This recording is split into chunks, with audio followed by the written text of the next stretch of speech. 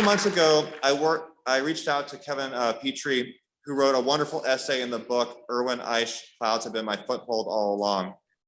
Kevin agreed to write an essay for our own exhibition catalog and also agreed to be our guest speaker tonight through Zoom as he is joining us from England. So you can see Kevin popped up behind us. Kevin holds a PhD in ceramics and print from the University of the West of England. He is the head of the School of Art and Design at the University of Sunderland in England. He is the professor of glass and ceramics, and perhaps best known for blending printmaking and glass ceramics for creative use. His recent creative practice focuses on drawing, painting, and glass inspired by movement through landscape. He has written 2 books on blending printmaking and glass and ceramics titled Glass and Print and Ceramic Transfer Printing. He is the contributing author, as I mentioned, to Clouds Have Been My Foothold All Along, which we have in the gallery if anyone wants to read or take a look at the book, it's over there. And he also wrote the essay for our exhibition catalog. It's my pleasure to introduce Kevin Petrie. Thanks, John. Great to see you, everyone. Hope you can hear me. Nice to see you. I can see you there now. It's really lovely, actually, to hear Andy's words there. Sorry, he can't be with us tonight because his experience seems to chime with mine, actually, about this great experience of going to Frauenau and meeting Erwin and his wife Gretel, and how sort of inspirational they were. So that was really nice to hear. As John said, I work in Sunderland, and in Sunderland we're lucky enough to have the UK's National Glass Centre, and we curated an exhibition nearly 10 years ago now of Erwin's work, and he came to Sunderland. I'm in my home in Sunderland, and Erwin and Gretel came and were here, and we made a reception for them. So it's a fantastic memory for me, really, working with them and doing that show. So it's great to see your lovely show that you've got there, and I'm jealous. I wish I could be there with you tonight. So what we thought we would do is just show you a few images that relate to Erwin and Gretel and where they're from, to a little bit contextualize the exhibition that you're in tonight. And we've divided the presentation into a number of sections. So the first one's about Frauenau, which is where they're from, then about glass, then Buildwork, which I'll explain what that is later, then paintings and drawings, and then printmaking. So I'm going to show some images, talk about them. John might want to chip in, and you guys also might have some questions as well. So let's make a start. So Erwin Eisch was born in Frauenau in 1927. Frauenau is a municipality in the region of Regen in Bavaria, which is in southeast Germany near the Czech border, as you can see on the map. And Frauenau means Valley of Women. Frauenau is an area of outstanding natural beauty in Germany, surrounded by forest, and is a popular vacation location. This is some of the streets in Frauenau, a view from my hotel when I was there. I think I was there probably around the time of that Andy Owen was, probably, around 2009, 10, 11. And in the centre of Frauenau, you've got this fantastic church. It's the Church of the Assumption of the Virgin Mary, consecrated in 1767. And if you look carefully in some of the works that are surrounding you tonight, you'll often see that church depicted. Oh, here's another shot of the church. And here you can see this is a drawing which I think belongs to Andy. It's probably given to him by Owen, and you see the church there down in the bottom. And this is an image of the interior paintings of the church. So in my mind, Erwin would have grew up in Frauenau, would have seen these images, these fantastic paintings, 18th century paintings from when he was a child. And if you start to look carefully at this painting, you notice figures looking at each other. Eye contact's very important. There's a lot of hands and gesturing. So you see the Virgin Mary here with the sort of her hands outreached. And you'll see those kind of motifs, I think, around you in the exhibition tonight. So maybe my theory is that that these paintings, this is a view of heaven, of course, might have influenced some of the work that you've got in the exhibition tonight. There's thinking about this, these figures with the hands. I think there's a large red painting near you called, I think it's called Angel for Coburg, with I think the sort of hands out like that. It's reminded me of some of the figures in this painting. And I just wanted to show you this as a kind of something of interest. This is on a hillside outside of Frauenau, and it's St. Herman Chapel. St. Herman was a monk who in 1334 is thought to have built a hermitage in the area and then founded Frauenau. And this is a chapel built in the late 1960s by Erwin and Gretel. And it's made from an old VW camper van, the sort of bus things. It's upended, so you can see at the top the wheel arches of the camper van, and you walk into the chapel through that sort of blue archway. So this is a sort of, if you like, sort of landmark on the outside of on the outskirts of Frauenau, and often people that visit the village will walk up to this fantastic chapel. Okay, let's talk about glass. So Erwin Eisch is really probably known as a sort of European pioneer of using glass as a sculptural artistic medium. And the village of Frauenau that we've talked about is, I hope my internet's okay there.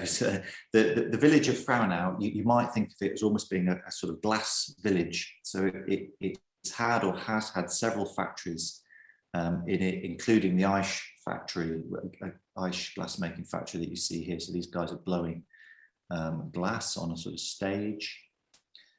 These are decanters in process, another decanter. These guys are grinding and polishing glass.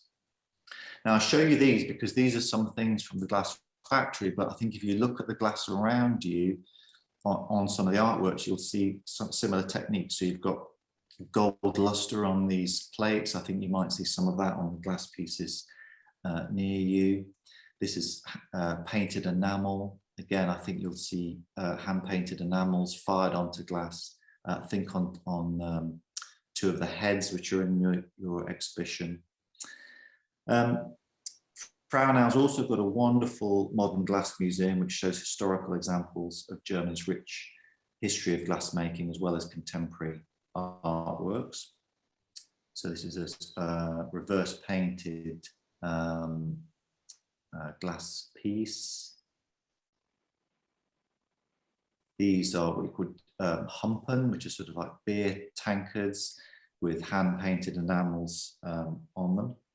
So if you imagine Erwin growing up in this kind of milieu of glassmaking, he in the 1940s he trained in glass engraving in the factory, which was set up by his father Valentin. And as time went on, he started to develop designs for the factory alongside his father and brother, and I think his sisters worked in the factories as well. But then Eisch went on to study sculpture at the Academy of Fine Arts in Munich, and I suppose then started on his artistic career. But I think it's hard to disconnect that sort of family of glassmaking, growing up in a glassmaking village with his artworks. So this is a piece, lovely piece that you've got in your exhibition, which I think is quite reminiscent of those German Humpen I showed. I think they're probably from around the 17th century with sort of figures painted on. And this is a collaborative work made by Erwin and his wife Gretel in the 1960s called Glass and Happiness Always Return. So yeah, I think possibly this is influenced by traditional German glassmaking. As I mentioned, Erwin trained in engraving, and you've got some engraved pieces here. So engraving is where a design is cut into the glass with an engraving wheel.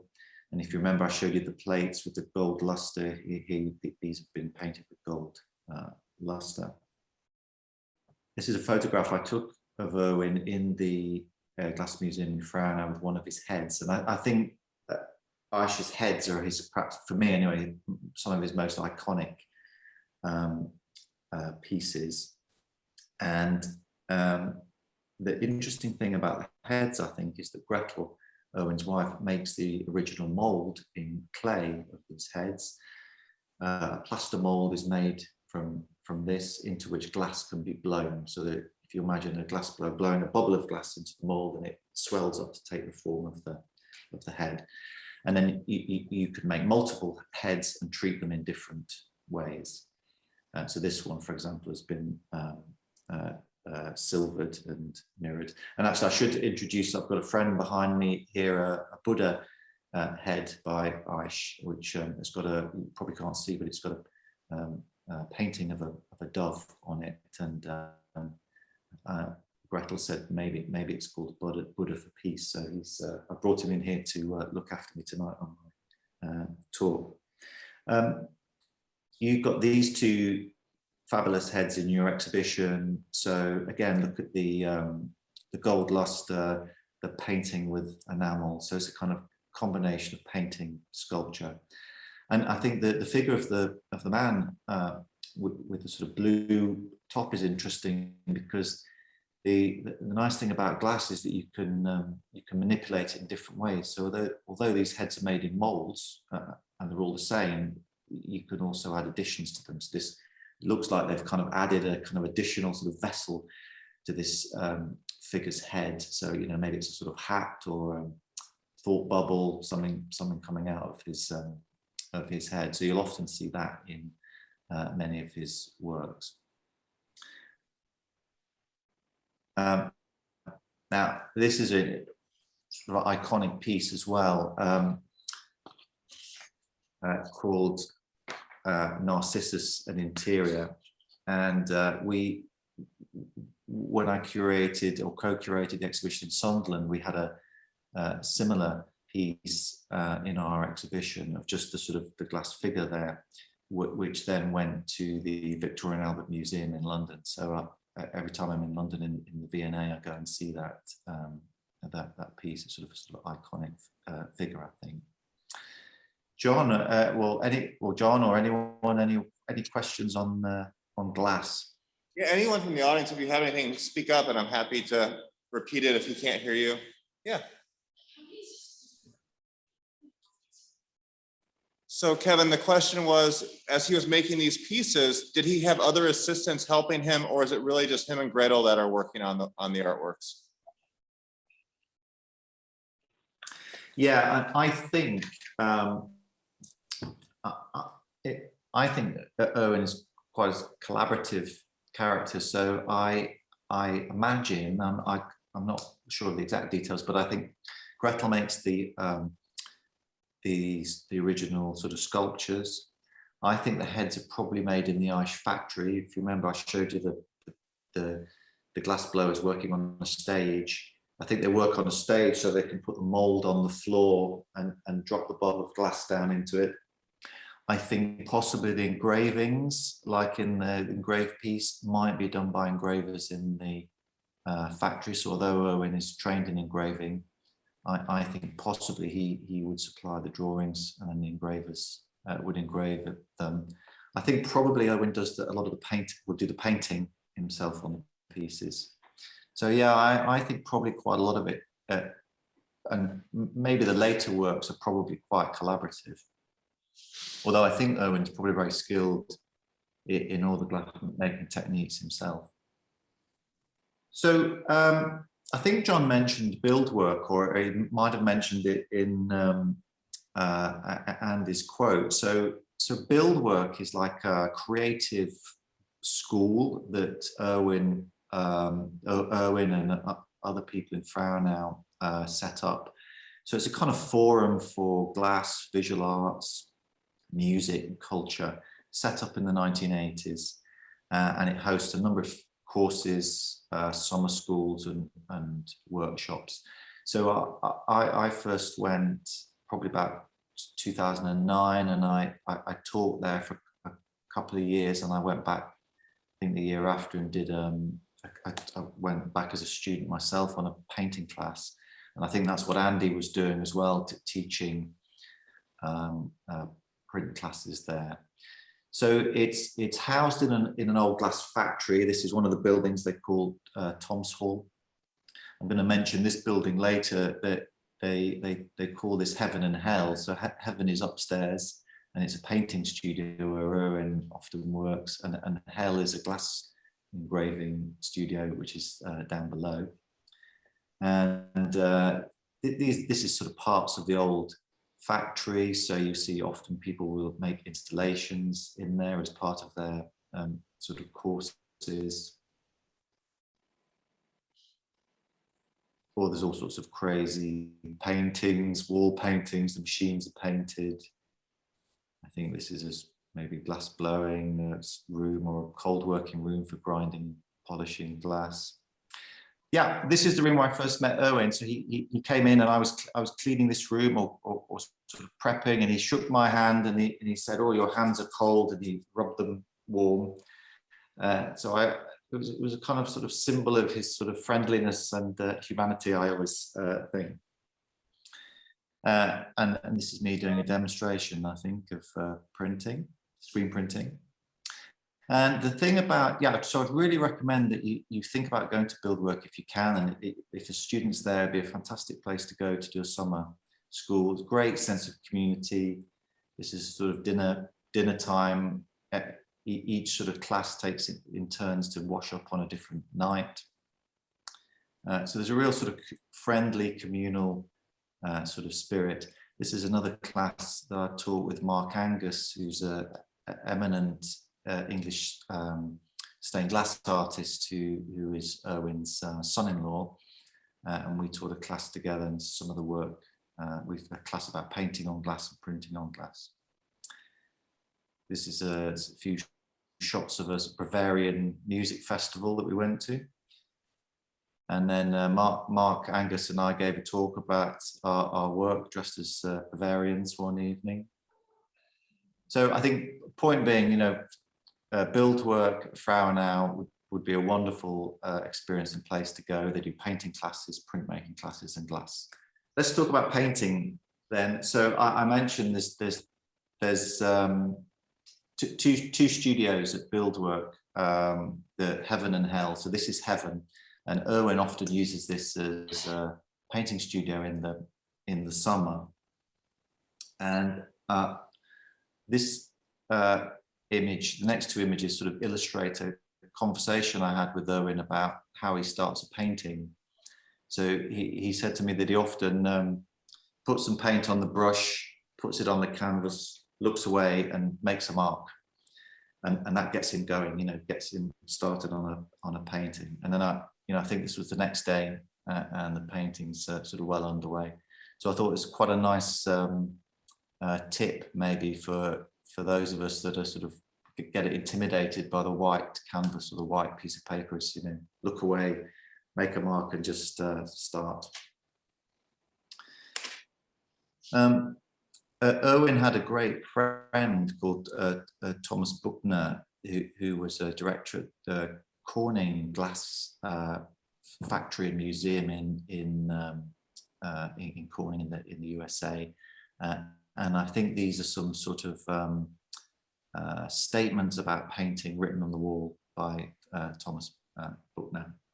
So as you go around Buildwork, you often find these kind of artistic sort of statements to give you tips or inspiration.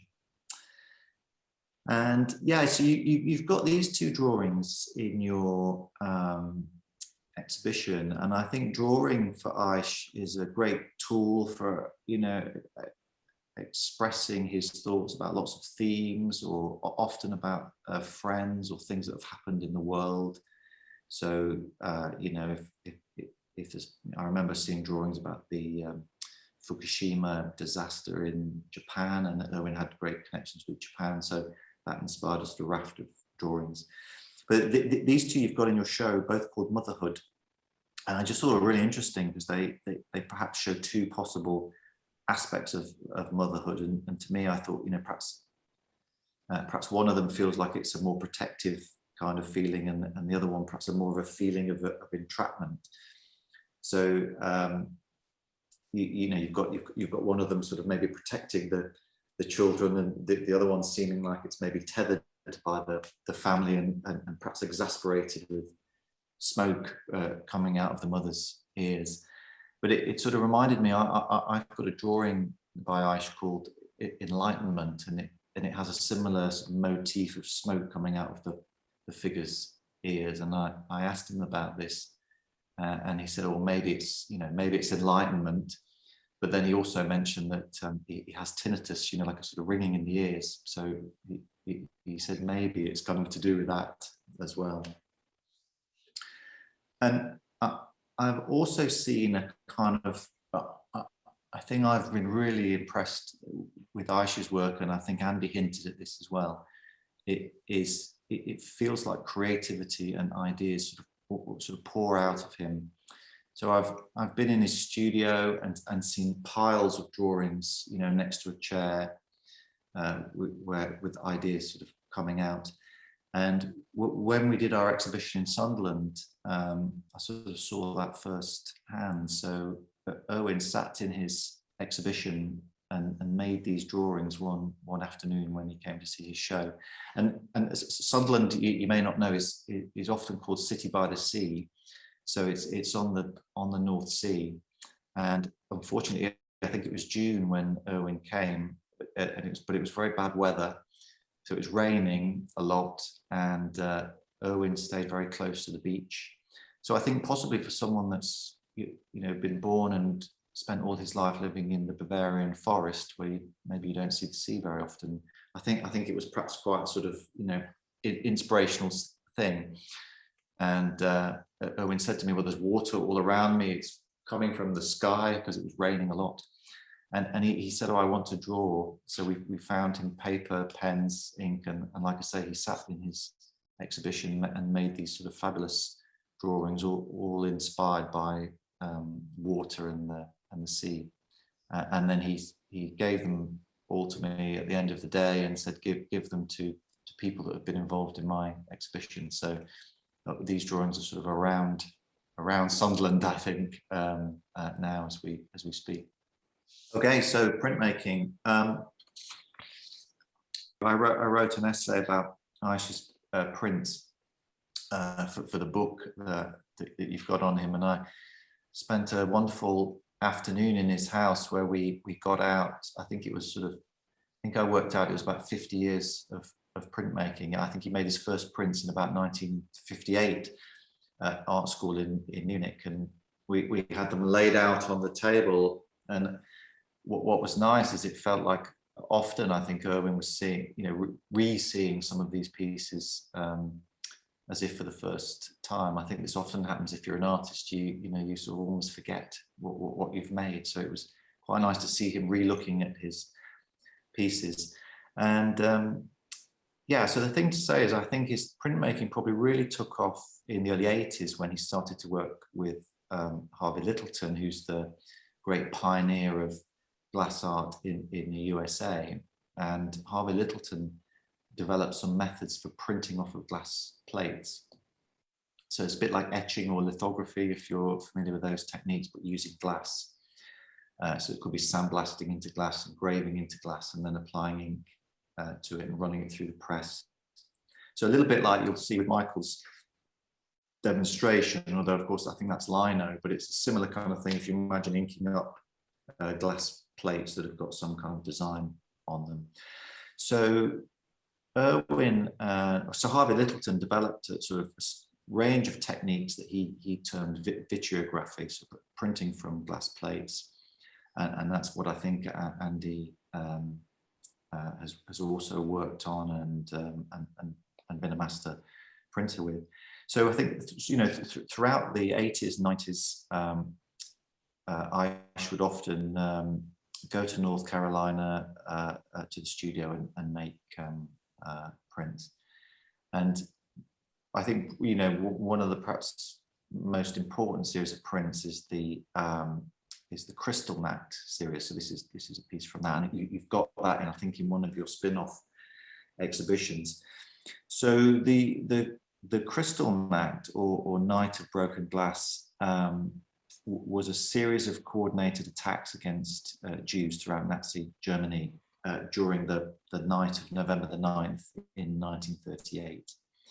And these attacks on Jewish homes, stores and synagogues left the streets covered with smashed window glass, and this term Crystal Mat was coined. And I think it's often thought with sort of the beginnings of the Holocaust. And Eisch was commissioned to make this series by the American Interfaith Institute. And I think he's talked about feeling a burden of shame on behalf of his country, even though he was only, I think, a young child during the war. So yeah, it's worth having a look at that, series, quite a powerful body of work, but using this vitrograph technique. A bit later in the 80s, you start to see more sort of colours. A lot of the early prints are monochrome, but I guess as the techniques developed and perhaps the Littleton studio and Eisch himself perhaps became more confident in the techniques of printing on glass, you start to see different colours. So I think this is a beautiful one called Moonstruck, which I think is probably printed all in yellow first and then with brown over the top. And it just sort of illustrates some of the sort of bold graphic potential you can get from printmaking. And I have a feeling Michael's got two prints there that you probably see later. And I think he's probably using that similar sort of techniques of several colours, but using lino. And I really like this piece actually because it reminds me of sitting at night in Frauenau. Perhaps I'd perhaps been to the dinner or something and walked back to wherever I was staying, which was on the edge of the forest. So if you imagine a sort of very black night, but with a big moon, so it's quite a sort of intimidating sort of feeling of this black forest and a strong moon. So I kind of wonder whether this figure is something of what goes on in the forest. This is another one actually. I've got I put this in this lecture because I've got one of these prints, which again reminds me of that sort of huge moon that I saw one night in Bavaria. And I think this is a really interesting piece. I think this is my last image actually. So it's quite an unassuming piece, quite relatively small, I think, but I think it sums up some interesting sort of Eisch motifs. So if you look at the sort of bottom of this, you've got the sort of a ground, but then you've got this kind of island or world with buildings and looks like roads on it, sort of traveling across the ground. Maybe you've got heaven or some sky here with an angel, with some kind of connection between the heaven and the ground. You've got birds or strange fish-like figures flying between them. So you've got this sort of strange world, heaven-bound type world with some sort of connection going on between it. And then, if you sort of look again, you've got this profile down the side. So it sort of makes me think, maybe this world is all going on in somebody's head. So I think this is quite a sort of complex piece that's perhaps worth having a look at. And again, I'm looking again, you've got some of the motifs like hands, flying figures, angels that sort of remind me a bit of of that painting in the church. So yeah, have a look at that in the exhibition. John can probably point it out.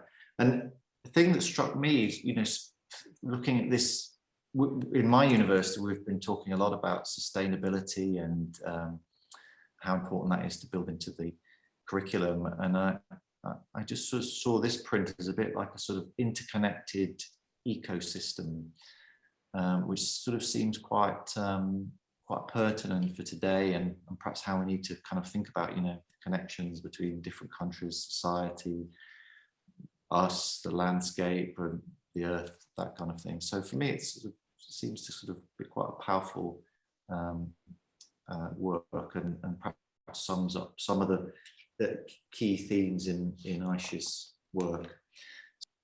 Well, Kevin, it's been a joy to have you join us, even from afar and through Zoom. And I love the dialogue that you had with our audience and your presentation. So thank you so much for everything.